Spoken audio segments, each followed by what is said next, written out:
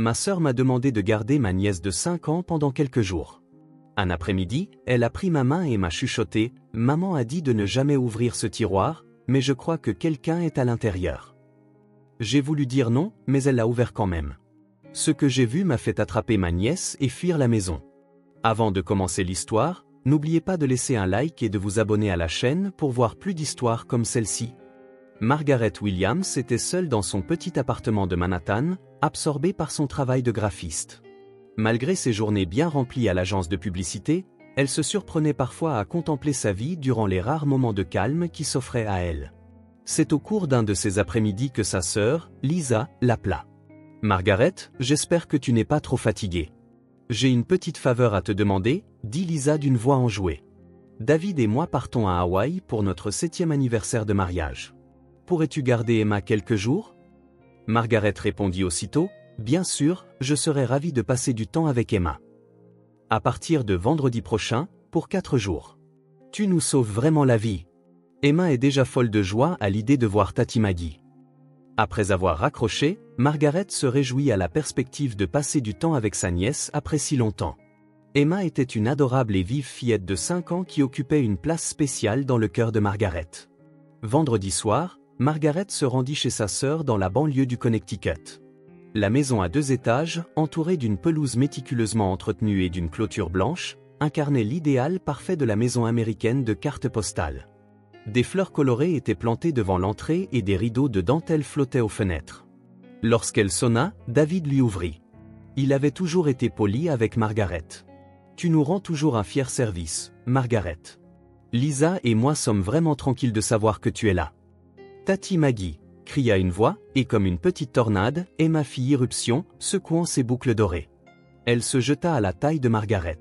« Emma, comme tu as grandi !» dit Margaret en soulevant sa nièce, le cœur réchauffé par son rire léger et joyeux. Lisa descendit les escaliers. Elle semblait encore plus belle depuis son mariage. Vêtue d'une robe bleu pastel, elle sourit avec bonheur. « Merci beaucoup. Maintenant, je vais pouvoir vraiment me détendre. »« Ne t'inquiète pas, Emma et moi allons passer un merveilleux moment. » David caressa doucement la tête d'Emma en disant, « Pendant que papa et maman sont absents, écoute bien Tati Maggie, ma princesse. »« Oui. Amusez-vous bien, maman et papa. » Emma leva les yeux vers ses parents et leur fit un signe de la main. Margaret observa les adieux de la famille depuis l'entrée, émue par la beauté de la scène, David posant sa main sur l'épaule de Lisa, Emma enveloppée dans l'amour de ses parents. C'était l'image même d'une famille idéale. Après le départ du taxi, Margaret fit le tour de la maison avec Emma. Le salon était meublé de pièces élégantes et des photos de famille ornaient les murs. La cuisine était propre et bien organisée, avec des marchepieds pour enfants et de la vaisselle colorée soigneusement rangée. « Tati Maggie, préparons le dîner ensemble », s'exclama Emma en tapant dans ses mains dans la cuisine. « Papa m'appelle toujours sa princesse quand maman cuisine. » Et papa lui fait un câlin par derrière. Margaret sourit en préparant un dîner simple avec Emma. Pendant qu'elle faisait bouillir des pâtes et préparait une salade, Emma continua de parler joyeusement de ses parents. Après le dîner, elle donna le bain à Emma et se dirigea vers la chambre. La pièce, décorée en rose et blanc, contenait des peluches et des livres d'images soigneusement rangés. À côté du lit se trouvait une photo de la famille de Troyes, riant à la plage. « Maman et papa n'ont-ils pas l'air si heureux sur cette photo ?» demanda Emma en montrant la photo. En effet, tout le monde a un sourire magnifique. En bordant Emma dans son lit, Margaret ne put s'empêcher de comparer sa propre vie à celle de sa sœur. Bien qu'elle s'épanouisse dans son travail de femme célibataire, elle se sentait parfois seule. Lisa avait la chance d'avoir un mari idéal et une fille adorable, vivant des jours heureux dans une belle maison. Dans le calme de la nuit de banlieue, Margaret, allongée dans le lit de la chambre d'amis, songeait « Je me demande si j'aurai un jour une famille aussi chaleureuse. » Dehors, les lampadaires brillaient doucement et un temps paisible s'écoulait. Le lendemain matin, Margaret se réveilla au chant des oiseaux. Le calme de la banlieue était rafraîchissant pour elle, habituée à l'agitation de Manhattan. D'en bas, elle entendait déjà les pas légers d'Emma. « Tati Maggie, réveille-toi. Faisons le petit déjeuner. » En descendant à la cuisine, elle trouva Emma debout sur le marchepied, essayant d'attraper des œufs dans le réfrigérateur. Margaret se précipita pour l'aider. « C'est dangereux, Emma. Laisse Tati Maggie les prendre. Maman me laisse toujours l'aider. J'adore faire des pancakes. » En préparant le petit déjeuner ensemble, Margaret fut impressionnée par l'aisance d'Emma avec les tâches ménagères. Elle était étonnamment douée pour une enfant de 5 ans et savait exactement où tout était rangé. Ça a le même goût que les pancakes de maman, rayonna Emma après avoir pris une bouchée. Toi aussi, tu cuisines bien, Tati Maggie. Après le petit déjeuner, elles se dirigèrent vers le parc voisin. D'autres familles jouaient sur la pelouse, et Emma courut sans hésiter vers le toboggan et les balançoires. Margaret s'assit sur un banc, regardant sa nièce jouer activement. Je viens souvent ici avec papa. Il me lance si haut que j'ai l'impression de pouvoir toucher le ciel, dit Emma innocemment en se balançant. Maman regarde généralement depuis le banc, mais papa court partout avec moi. Quel papa merveilleux, sourit Margaret. Oui, mais... Emma baissa un peu la voix. Parfois, maman vient ici toute seule et reste assise tranquillement sur le banc. C'est la voisine qui me l'a dit. Margaret ressentit un léger malaise, mais l'interpréta comme le besoin occasionnel de Lisa d'avoir du temps pour elle. L'après-midi, elles firent les courses au supermarché. Emma poussait le chariot avec une aisance déconcertante, sélectionnant les ingrédients nécessaires. Au rayon des bonbons, elle choisit les biscuits au chocolat préférés de David. C'est pour papa. Il sera content quand il reviendra. Margaret fut touchée par cette pure expression d'affection. Elle sentit à quel point cet enfant aimait ses parents. Le soir, de retour à la maison, Emma se mit à jouer avec ses poupées. Prenant une poupée vêtue d'une robe rose dans ses mains, elle murmura doucement, « Parfois, maman devient une autre maman. » Margaret arrêta de lire son magazine. « Une autre maman ? Oui, la maman normale est gentille et me chante des chansons. Mais l'autre maman est très silencieuse. Elle parle à quelqu'un dans sa chambre, d'une petite voix. À quelqu'un ? Emma pencha la tête. Je ne sais pas. Mais j'entends la vraie voix de maman, plus triste que sa voix normale. Margaret pensa qu'il s'agissait probablement de la riche imagination d'une enfant. Cependant, l'expression sérieuse d'Emma semblait indiquer plus qu'une simple fantaisie. Emma, est-ce que maman n'est pas simplement au téléphone ? Non, pas le téléphone. Au fond du placard. D'une petite voix.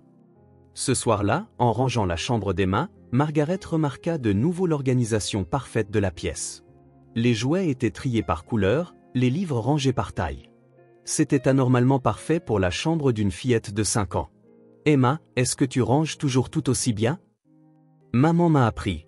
Chaque chose à sa place. Papa dit que quand les choses sont en ordre, tout le monde est heureux. Margaret fut impressionnée, mais pensa aussi que la discipline semblait trop stricte pour une enfant de 5 ans.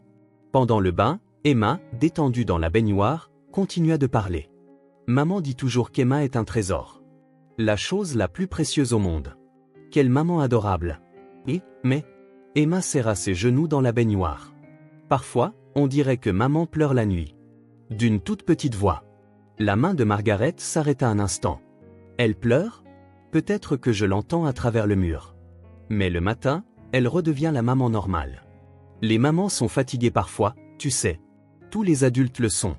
Emma hocha la tête comme si elle était convaincue, mais son expression trahissait une profonde compréhension malgré son jeune âge.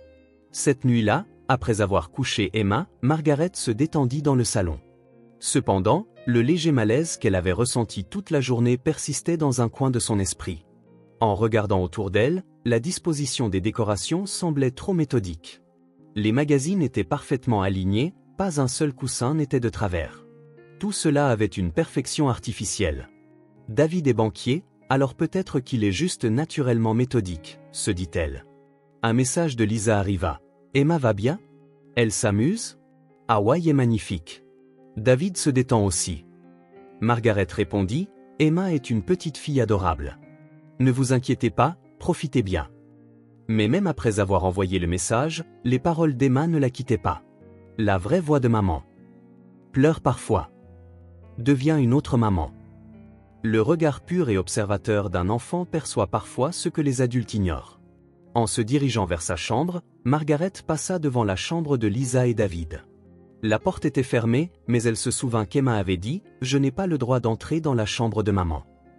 Pourquoi une règle aussi stricte pour une enfant de 5 ans ? Allongée dans son lit, Margaret réfléchit aux événements de la journée. En surface, c'était une vie de famille idéale, mais dans les mots innocents d'Emma, elle percevait quelque chose comme une ombre inexplicable. Cependant, elle ne parvenait pas à comprendre ce que cela signifiait précisément.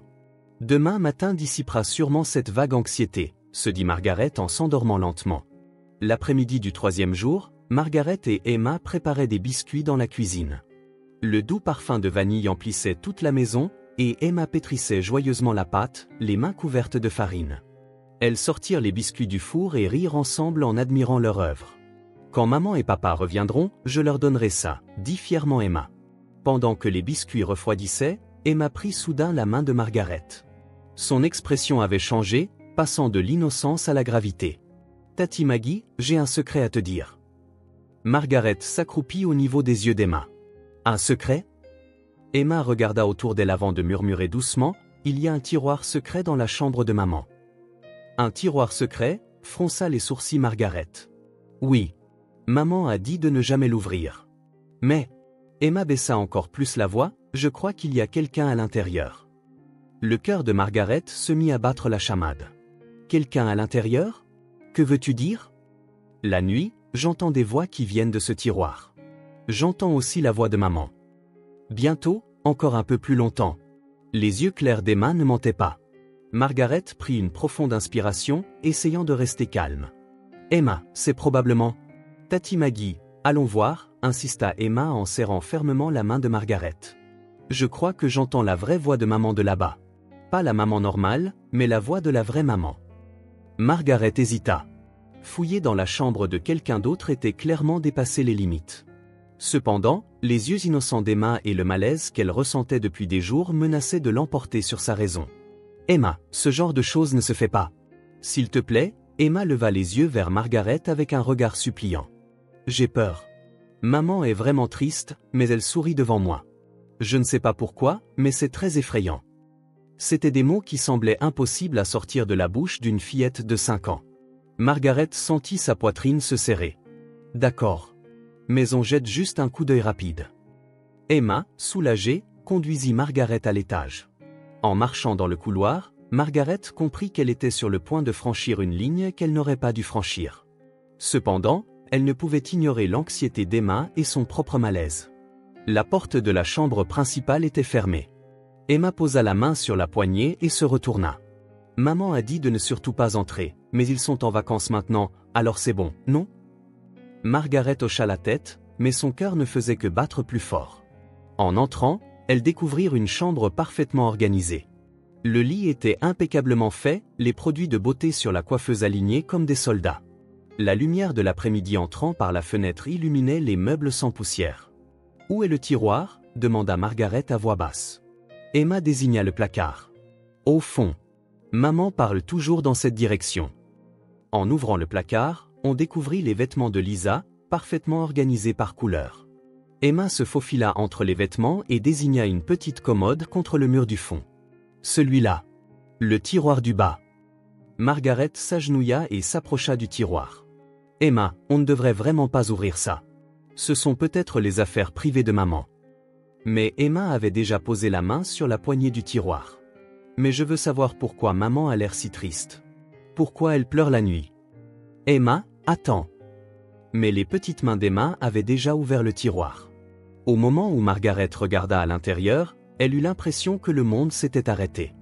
Dans le tiroir se trouvaient des dossiers et des photos organisées, ainsi qu'un petit enregistreur vocal. Cependant, lorsqu'elle comprit leur signification, le sang quitta le visage de Margaret. Elle prit la première photo avec des mains tremblantes. C'était une photo montrant clairement des ecchymoses bleues sur le visage et les bras de Lisa. La zone autour de son œil gauche était enflée et violette, sa lèvre coupée. Dans le coin de la photo, la date était soigneusement écrite. La photo suivante, et celle d'après, montraient un contenu similaire. Le visage blessé de Lisa, des marques de doigts sur ses bras, des marques rouges sur son cou. Chacune était enregistrée avec des dates et des circonstances détaillées. Margaret ouvrit le dossier, les mains tremblantes. Des dossiers médicaux, des historiques de consultation à la police, des documents de centre d'aide aux victimes de violences domestiques. Tout était méthodiquement organisé et classé par ordre chronologique. Elle attrapa l'enregistreur et appuya sur lecture. Ce qui sortit du haut-parleur fut la voix criarde de David. « Tu ferais mieux de crever. Qui crois-tu qui paie pour que tu vives ?» Le son de verre brisé, quelque chose jeté contre un mur, et les sanglots étouffés de Lisa. « Arrête !» Emma va se réveiller, entendit-on la voix faible de Lisa. cette gamine n'a rien à voir là-dedans. Si tu étais plus fiable, ça n'arriverait pas. Margaret eut la nausée en écoutant l'enregistrement le plus récent. La date était d'il y a 3 jours, la veille du départ de Lisa et David pour Hawaï. Dans l'enregistrement, Lisa murmurait d'une petite voix « Bientôt, j'ai rassemblé assez de preuves. Pour Emma, je vais endurer encore un peu. » C'était la vraie voix de maman qu'Emma entendait la nuit. « Tati Maggie, qu'est-ce qui ne va pas? Tu es toute blanche. » Emma la regarda, inquiète. Margaret essaya désespérément de paraître calme, mais elle tremblait trop pour s'arrêter. En regardant la photo la plus récente, le visage de Lisa était plus sévèrement enflé que tout ce qu'elle avait vu. La violence de la veille du voyage avait été particulièrement grave. La voix de David continuait depuis l'enregistreur, « Ce sera pareil à Hawaï. Tant que tu écoutes ce que je dis, il n'y a pas de problème. Mais si tu fais la maline... » Margaret éteignit l'appareil. Elle en avait assez entendu. Emma demanda doucement, « C'est ça, le secret que maman cachait ?» Margaret regarda les yeux innocents de sa nièce, ne sachant comment expliquer. Cependant, une chose était absolument claire, elle devait faire sortir Lisa et Emma d'ici immédiatement. « Emma, on s'en va d'ici, tout de suite. » Margaret se leva et prit la main d'Emma. « Pourquoi? Et maman et papa? Je t'expliquerai plus tard. Pour l'instant, allons chez Tati Maggie. » En rassemblant le strict nécessaire, Margaret réfléchit à la manière d'assurer la sécurité de Lisa. Les enregistrements et les photos devaient être soumis à la police comme preuve, et elle devait contacter Lisa à Hawaï à tout prix. « Mais maman et papa vont s'inquiéter quand ils reviendront et que je ne serai pas là, » commença à pleurer Emma. « Tout ira bien. Tu reverras maman, c'est promis, » dit Margaret en serrant sa nièce dans ses bras. « Fais-moi confiance pour l'instant. » En se dirigeant vers la voiture, Margaret regarda en arrière. La maison qui avait semblé si belle et parfaite lui apparaissait maintenant comme une prison cachant de terrifiants secrets. La petite main d'Emma avait ouvert la porte de la vérité. Ce qui se trouvait derrière cette porte était une réalité qui dépassait l'imagination. En démarrant le moteur, Margaret fit un vœu dans son cœur. Elle protégerait absolument Lisa et Emma, quel qu'en soit le prix. Quand elles arrivèrent à l'appartement de Margaret, Emma tremblait légèrement. Confuse et anxieuse, incapable de comprendre pourquoi elle avait été soudainement emmenée de sa maison familière pour l'appartement exigu de sa tante à Manhattan. « Tati Maggie, pourquoi avons-nous quitté la maison? Que se passera-t-il quand maman et papa reviendront et que je ne serai pas là ?» La voix d'Emma était tremblante de larmes. Margaret assit Emma sur le canapé et s'accroupit devant elle. Elle ne trouvait pas les mots pour expliquer. Comment dire à une enfant de 5 ans que son père était violent envers sa mère? « Emma, jouons un peu plus longtemps chez Tati Maggie. Je vais contacter maman et papa. » Emma leva ses grands yeux. « Maman va bien? J'ai peur, je ne sais pas pourquoi. » Margaret serra doucement sa nièce. « Tout ira bien. Tati Maggie te protégera, c'est promis. » Pendant qu'Emma regardait la télévision, Margaret prit son téléphone portable dans une autre pièce. Elle devait d'abord contacter la police. Bien que ses mains tremblent, elle composa le 911. L'opérateur confirma calmement la situation et la transféra au service spécialisé. Le policier spécialiste des violences domestiques écouta attentivement l'histoire de Margaret. « Vous êtes certaine des preuves photographiques et audio? » « Oui, ma sœur, la victime, les avait secrètement collectées. Le dernier enregistrement date d'il y a 3 jours, la veille du voyage à Hawaï. » « Compris. Nous allons nous coordonner avec la police locale et prioriser la sécurité de la victime.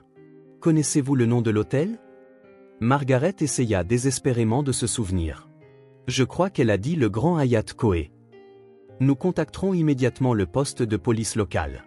Veuillez conserver les preuves et assurer la sécurité de l'enfant. » Après avoir raccroché, Margaret appela le portable de Lisa.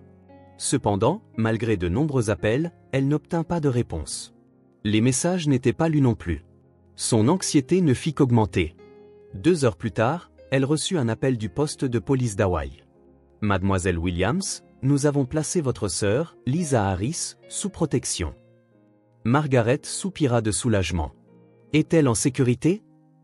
Elle reçoit des soins à l'hôpital. Il y avait de nouvelles blessures, des contusions au visage et aux côtes, et nous avons également confirmé d'anciennes marques de fractures au poignet droit. Le cœur de Margaret se serra. La violence avait continué même pendant le voyage. David Harris a été arrêté sur place. Pour éviter la destruction de preuves, nous avons également confisqué son téléphone portable et son ordinateur. Je garde sa fille, Emma. Puis-je parler à Lisa? Quelques minutes plus tard, la voix faible de Lisa se fit entendre au téléphone. Margaret, est-ce qu'Emma est en sécurité? Elle est en sécurité. Lisa, pourquoi ne m'as-tu rien dit? La voix de Lisa était étranglée par les larmes. Je suis désolé. Je ne voulais pas impliquer Emma. Mais j'étais à bout. Emma a trouvé ce tiroir. Cet enfant a senti ta souffrance. Emma l'a fait? Lisa était surprise. Je ne lui ai rien montré. Ce n'est pas grave. Elle ne comprend pas encore, mais elle cherchait ta vraie voix. Elle s'inquiétait des pleurs qu'elle entendait la nuit. Après un long silence, Lisa articula, je rassemblais des preuves depuis 3 ans pour protéger Emma. J'étais déterminée à m'enfuir, mais j'avais peur et je n'arrivais pas à faire le premier pas. Lisa, tu n'as rien fait de mal. C'est David qui a tort. Je sais. Mais Emma aime son papa. Comment vais-je lui expliquer? Margaret regarda le salon. Emma tenait une poupée, regardant la télévision avec anxiété. Nous trouverons une solution ensemble. Pour l'instant, ta priorité est de te soigner. Je reviens par le vol de demain soir. Peux-tu venir me chercher? Bien sûr. Emma viendra aussi à l'aéroport. Après avoir raccroché, Margaret retourna vers Emma. Tu as parlé à maman? Demanda Emma avec des yeux pleins d'espoir. Oui, maman rentre demain. Et papa? Margaret choisit ses mots avec soin. Papa ne reviendra pas avant un moment. L'expression d'Emma s'assombrit. Pourquoi? Papa doit vouloir me voir aussi. Emma, parfois, les adultes font des erreurs. Papa a besoin de temps maintenant pour réfléchir à son erreur. Papa a fait quelque chose de mal? Margaret prit une profonde inspiration. Il a fait du mal à maman. C'est une très mauvaise chose. Emma fronça ses petits sourcils. Il a fait du mal à maman? Mais papa disait qu'il aimait maman. Certaines personnes font du mal aux autres même en disant qu'elles les aiment. Ce n'est pas du véritable amour. Emma réfléchit longuement. C'est pour ça que maman pleurait la nuit? Oui. Mais tout va bien maintenant. Il y a des gens qui vont protéger maman. Cette nuit-là, Emma dormit dans le lit de Margaret. En la regardant dormir, recroquevillée sur elle-même, l'air anxieux, la poitrine de Margaret se serra. Quelle peur et quelle confusion cet enfant avait dû ressentir. Le lendemain soir, lorsqu'elles retrouvèrent Lisa à l'aéroport, Margaret resta sans voix devant l'apparence transformée de sa sœur. La zone autour de son œil gauche était enflée et violette, et un pansement collait à sa lèvre. Pourtant, le soulagement sur son visage en voyant Emma témoignait de l'amour profond d'une mère. « Maman !»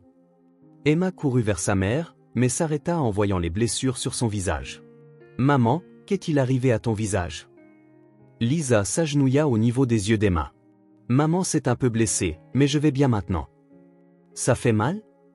Emma toucha doucement la joue de sa mère. « Ça ne fait plus mal, parce qu'Emma est là. »« Et papa? Quand est-ce que papa revient ?» Lisa retint ses larmes en répondant, « Papa, on ne le verra pas avant un moment. Papa a fait des choses terribles à maman. » Emma montra une expression confuse.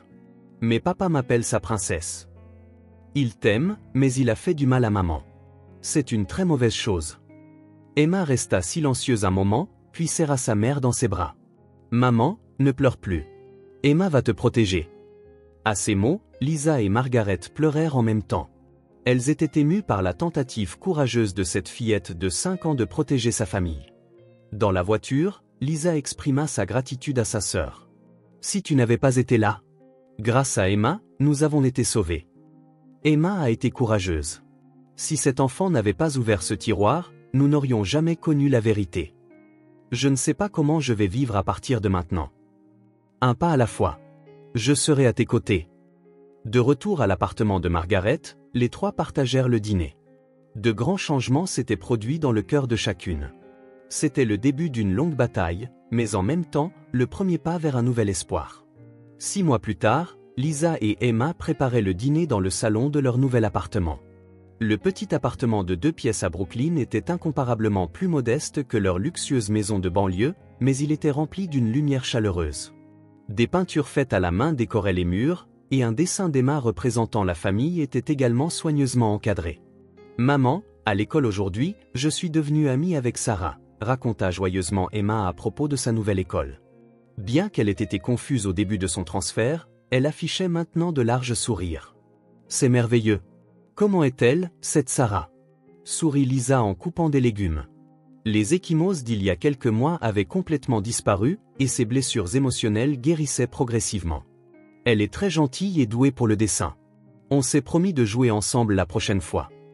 David avait été reconnu coupable au tribunal et condamné à 18 mois de prison, assorti d'une ordonnance restrictive de 5 ans. La participation à un programme de réhabilitation lui avait également été imposée, et il suivait une thérapie. Lisa éprouvait des sentiments complexes, mais était déterminée à vivre positivement pour le bien d'Emma. « Maman, je pense parfois à papa », murmura soudain Emma. « Je me demande comment il va maintenant. » Lisa s'arrêta et se retourna. « À quoi penses-tu à propos de papa, Emma ? Papa a fait de mauvaises choses, mais le papa qui me lançait très haut en l'air était réel lui aussi, n'est-ce pas ? Bien sûr. Papa t'aimait aussi. Mais parfois, son cœur tombait malade et il faisait du mal à maman. Maintenant, il essaie de guérir cette maladie. » Emma afficha une expression profondément pensive. « Quand papa sera guéri, est-ce qu'il m'appellera de nouveau sa princesse ? » Je ne sais pas. Mais Emma, tu es une princesse même sans que je le dise. L'important, c'est que tu puisses le penser toi-même. Chaque week-end, Margaret rendait visite aux deux. Ce jour-là encore, le soir venu, le coup familier retentit. « Tati Maggie !»